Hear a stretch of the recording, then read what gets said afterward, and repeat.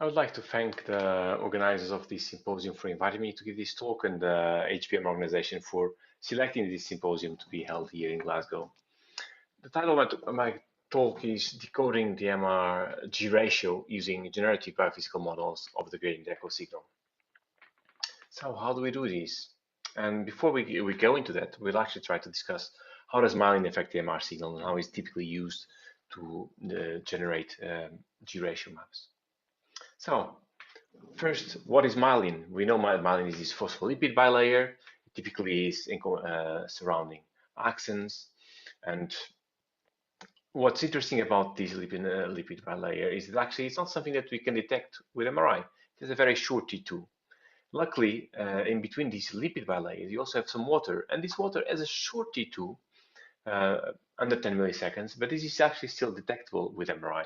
And it's in the basis of a lot of the techniques that we use to this day to do Myelin Water Imaging. So the most classical method, and that was part of the initial G ratio proposal, is based on looking at T2 decay and decomposing into a fast decaying compartment, which is attributed then to Myelin water, and a slow decaying compartment, which is said to be the free water. And then you can try to, from these Myelin water fraction maps, to obtain some information of Myelin volume fraction. And if you have some axonal volume fractions, as we saw in the talk from Jennifer, we can actually compute G ratio maps. But there's more properties that affect. For example, there's a fact that Myelin water also has a different T1, or a parent T1, we should say. The relaxation rates of this Myelin water is much faster than of the free water. And this is actually because of chemical exchange between the free water and the bound water or compartments, or magnetization transfer between the water and the solid pool. But in this talk, we'll actually focus on another part of how myelin affects the MR signal, and it's the way it actually affects the signal from the moment you excite to the detection during a very simple gradient echo signal. So the one way to understand this process is to look to start from the whole cylinder model, and we know that this myelin compartment is not just this hollow cylinder part. It's actually constituted from this laminar structure, and this laminar structure has these phospholipids, and these phospholipids are very long molecules, and because they are very long molecules, depending on their orientation in respect to the main magnetic field, they will have a different susceptibility. And because these lipid bilayers are organized radially, or these phospholipids are organized radially around the axon, the axon itself will also have an isotropic susceptibility. And having this different susceptibility property in respect to free water means that once you insert these axons inside a magnetic field, it will actually perturb the homogeneity of the magnetic field, and you will have frequency distribution like this for a white matter this random distribution of axons. Sadly, if these axons are positioned parallel to the magnetic field, the distribution of fields is a lot less dramatic, and but it will still impact the water signal. So let's try to look at some more concrete and mundane examples. Let's consider here the red model and the purple model. They have the same fiber volume fraction, but they have very different G ratios. And then we'll consider a third model here, which has the same G ratio as the one above, but a different fiber volume fraction. So if you put these three models with same G ratio or different G ratio and same FEF into and we compute inside a magnetic field, and the cylinders are perpendicular to the magnetic field, and we try to simulate how would the signal look like. Well, you can see, for example, here that you would very easily distinguish on the magnitude signal. So this is a plot of the signal intensity as a function of echo time, and you can see here the red signal, the large G ratio, having a very different decay from the one with the low G ratio, and that's because here you'll have more inhomogeneity on the outer part, and you have more Myelin water. But interestingly enough, if you look in the magnitude signal alone, particularly at this first part of the decay, there's hardly any different to this other model that has actually exactly which has a different G ratio and a different FEF. So looking at the magnitude alone is not different, but you can see that actually on the face, now the free curves are distinguishable. They're not very distinguishable, one could say, but they are distinguishable. And if we, it's always good to keep in mind the number. So if we typically acquire up to 30, 35 milliseconds, then these phase differences that we can expect are something like 20, 30 degrees. That's not a lot, but it's some phase difference. Now, if these axons actually are running parallel to the magnetic field, then the situation becomes much more complex. You see that the magnitude signal, again, these two models are almost undistinguishable, and also on the phase they have very little difference, because you have to actually think that this ratio, this phase here, corresponds to something like 2 degrees. So not much opportunity to actually being able to use just a signal decay to map G ratio. And that's why you also typically use Myelin Water Imaging, and you sorry. So in Myelin Water Imaging, you try to fit this decay as a free compartment model, and each compartment has its own signal amplitude, its own T2 star or R2 star decay, and its own frequency.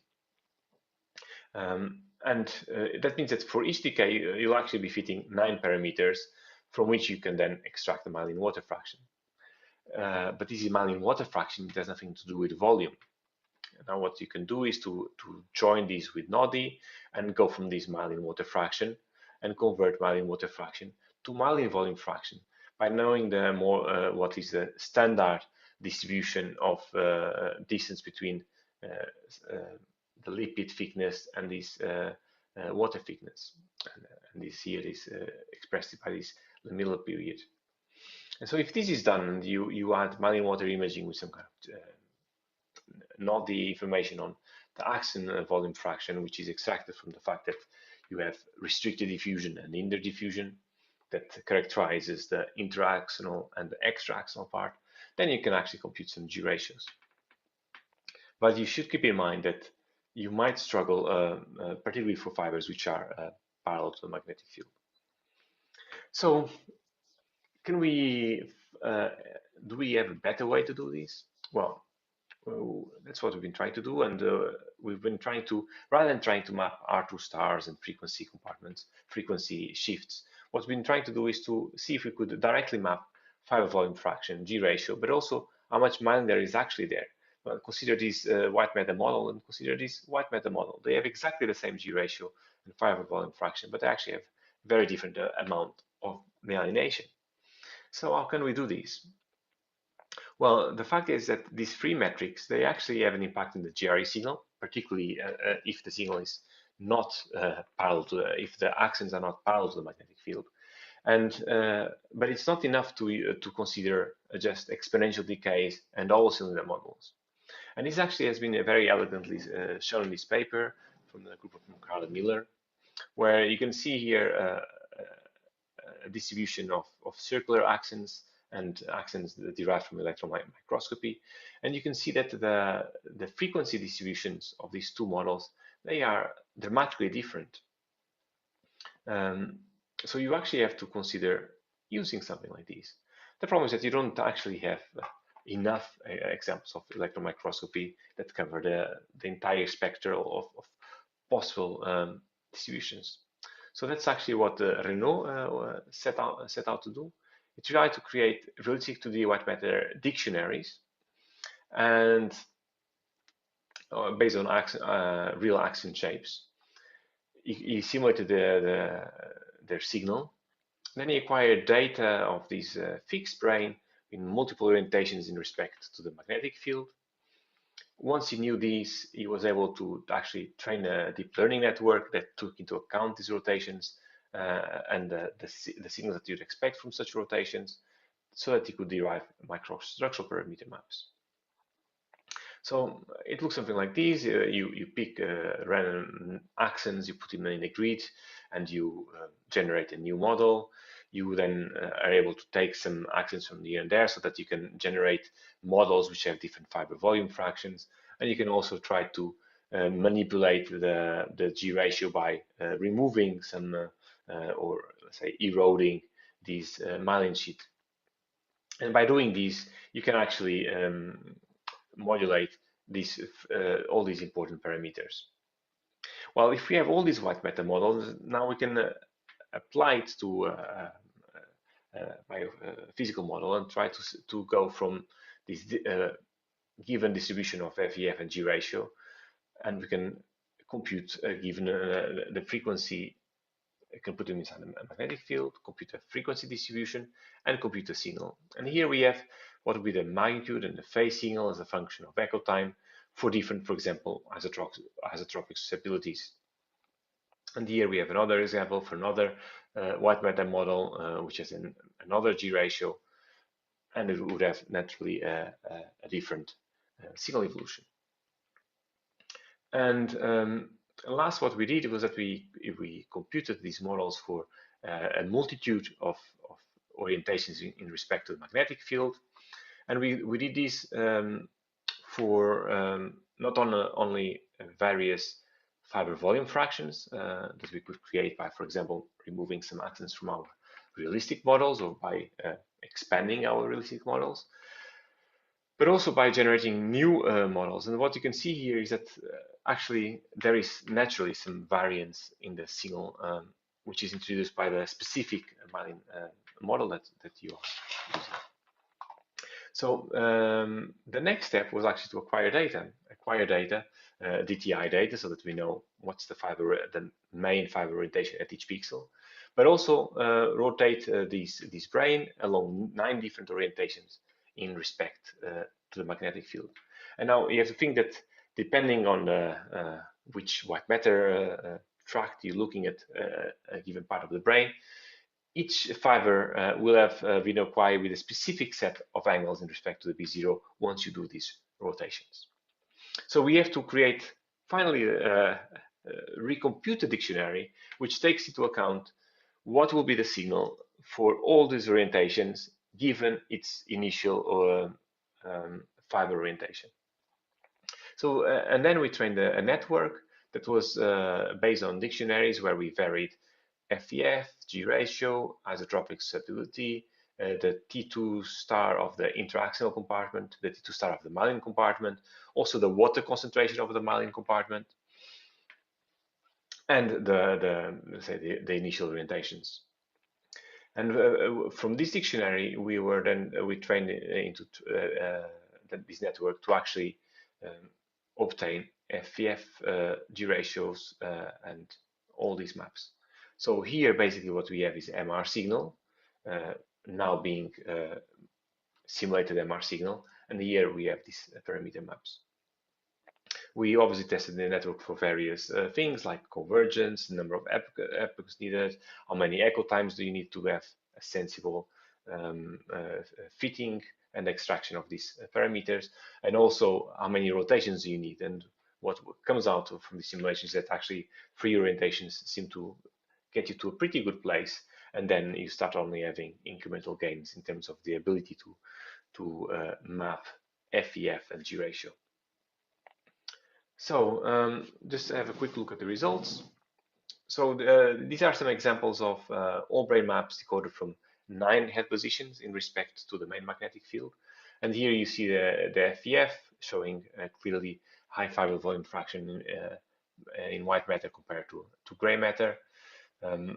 We have also the G ratio showing much lower G ratios in white matter than in white matter or in deep gray matter, and the magnetic stability R2 and R2 of myelin. What is interesting is that we acquire this data with various flip angles. So we acquire grid echo with various levels of T1 weighting.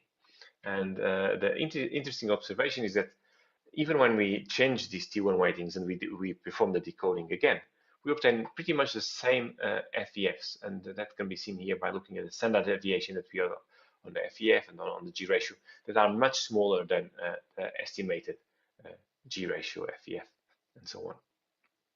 The other interesting result is the fact that when we just use 3 maps, we're still able to decode quite well FEF and G ratio and R2 stars less so for example, the isotropic susceptibility. So, do these generative models offer a new window for G-ratio imaging? Well, I'm not sure, but at least we've come up with a framework that relies only on grain deco data that has to be acquired at 3 or more orientations and doesn't require all the assumptions of diffusion models. So you could say that it can be a validation of diffusion models and vice versa. And the way this framework works is it actually explores the non-exponential nature of the decay of the individual compartments, the intra-axonal, the myelin, and the intra-axonal, particularly when they are in orientations which are quite large in respect to the magnetic field. The G-ratio maps are actually relaxation weighting independent, and I think they have a nice property that also are able to separate the G-ratio not only from the FEF, but also from the, for example, myelin sheath swelling when the phospholipid bilayers start having a larger separation. Obviously, it has some limitations. I think the biggest limitation is the fact that it still requires free orientations in respect to B0. It requires that we have long echo time GRE data, which is free of artifacts like because of respiration or artifacts or general physiology. And it's still a complex model. I wouldn't say it's any simpler than a lot of the diffusion models that are used these days. And it might not be yet complex enough. For example, we neglected the impacts of iron, which at the moment we just hide in our R2 star. We neglect the effects of blood that typically actually run parallel to these fibers. We've neglected the effect of diffusion, exchange, and longitudinal relaxation, which might not have an impact on the TE component, but they will definitely have an impact on the signal that you have at the moment of excitation. I think future perspectives include adding these type of model into the context of Myelin Water Imaging as a way to actually simulate the signal evolution after you've computed your steady state methods, but it still requires some kind of validation in fresh tissues. We've tried to do it in formally fixed, but with very limited success. And because once you do formalin fixation, your tissue properties change dramatically. So with this, I'd like to thank my co-workers, you for your attention, and Glasvision Charles McIntosh for the font type of titles. Thank you very much.